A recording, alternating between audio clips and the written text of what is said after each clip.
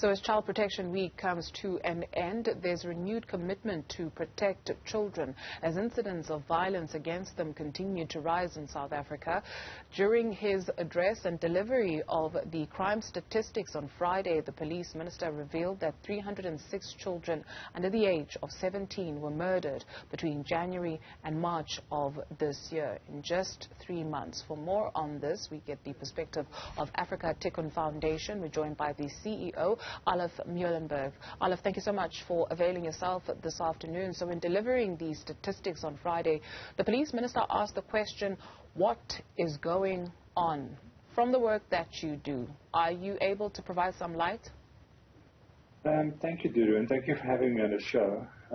I think from our perspective we can provide some answers, but I think those answers on its own provide further questions.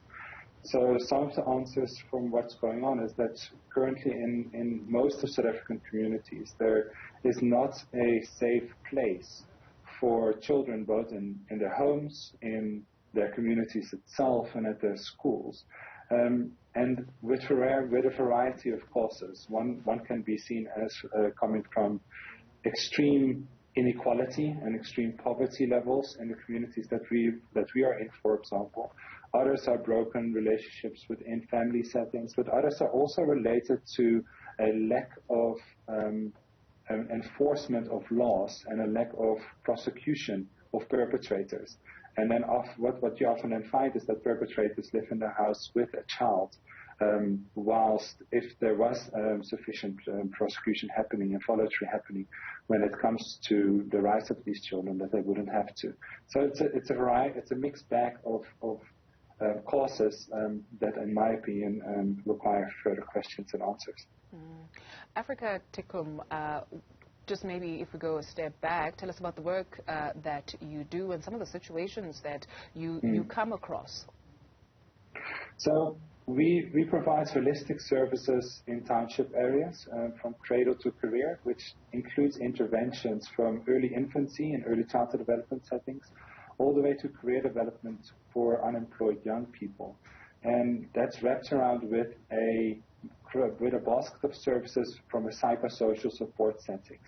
So within that psychosocial support and within the 360, we call it, setting, we get a lot of reports when children are either abused, both either physically, emotionally, or emotionally, and see the direct consequences of that from a developmental delays perspective. And often that results in stunting, both emotionally, physically, and intellectually. But that's pretty much the work that we do in a nutshell.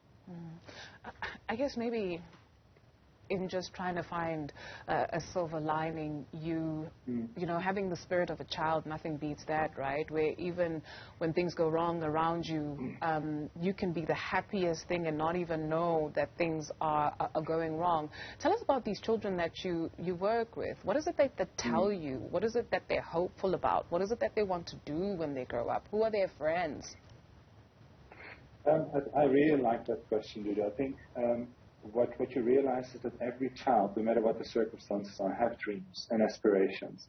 And exposing those children to more parts of those dreams and aspirations and giving them the opportunity to reach those, I think it's a very big part of our mandate as an organization.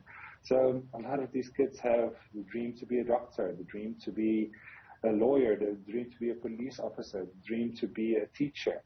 And those as in some cases you might find them like naive little children dreams, but we see them as really, really important aspects of their growth into adulthood, and also to make those dreams a reality for them. Whether they then become a doctor or a lawyer or a police officer or a nurse or whatever they aspire to be is almost secondary. What's important is that they have the opportunity to pursue those dreams in a safe setting. And school must be a safe setting for that. The home must be a safe setting for that. The community itself must be a safe setting for that.